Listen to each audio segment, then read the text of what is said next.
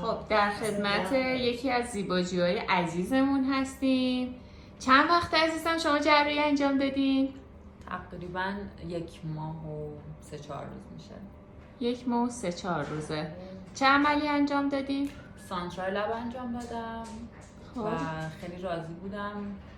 مهمترین چیزی هم که ازش راضیم اینه که اصلا جای بخیه نمون، با اینکه خیلی هم رعایت نکردم، یعنی پماد و اینا رو خیلی سر وقت استفاده نکردم، ولی واقعا از اینکه جاش نمونده خیلی خوشحالم.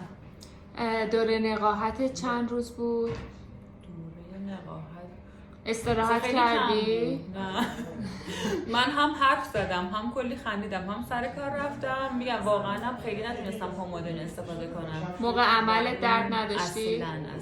اصلا یکی از بهترین کارها و راحت‌ترین کارهایی بود که توی کار زیبایی من انتخاب کردم. به سلامتی، مبارکتون باشه، عالی شدی. همونطوری که میبینی رد بقیه‌شون. عکس قبل عملتو داری؟ آره.